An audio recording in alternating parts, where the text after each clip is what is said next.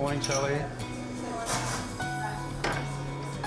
First breakthrough was me getting a Churchill Fellowship in 1978.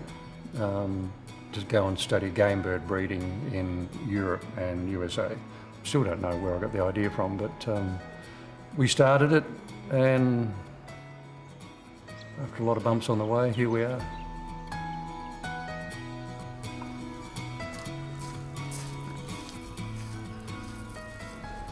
Oh, we had no plan, no business plan. It was we just winged it all the way.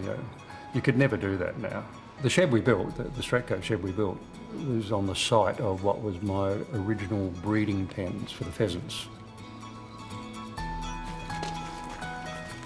So this was just our old pheasant breeding shed. Dirt floor, full of rats, spiders, snakes, you name it.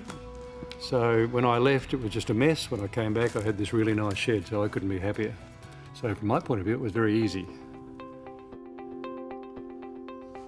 I believe at the time it was the biggest one Stratco had done. So a bloke called Matthew was sort of liaison between what was going on with the engineers and us erecting it. He was pretty helpful, coming up and supplying bits and pieces that, to make it all work properly. So it's a great relief to have a decent shed to store things in, and it's worked well.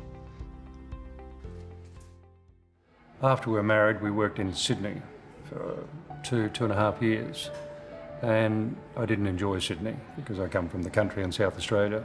We decided we'd try the Barossa Valley with no particular plan in mind, except to say we had already thought about breeding pheasants. We got the idea for a farm shop, which was actually part of this building. It was a little 26 metre by 6 metre farm shop. The idea was to sell fresh dressed pheasant.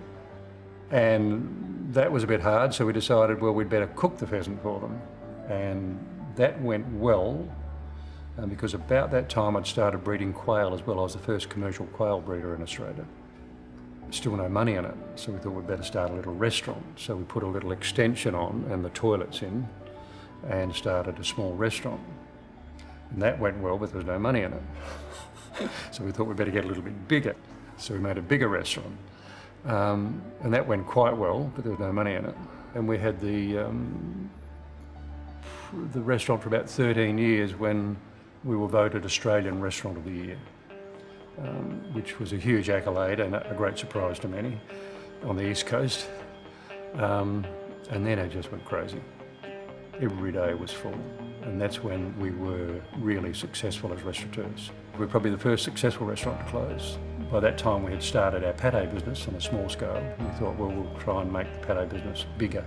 So we thought, well, we might make this a farm shop, do the full circle, that's where we started, and sell our pate to the public.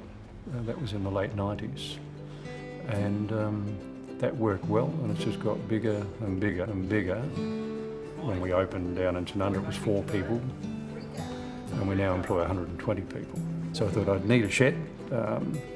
Stratco shed popped up, and we built it. And what it does, it takes all the stuff I didn't have a home for, and now we move some stuff from our Tanunda facility over here that's destined for long-term storage.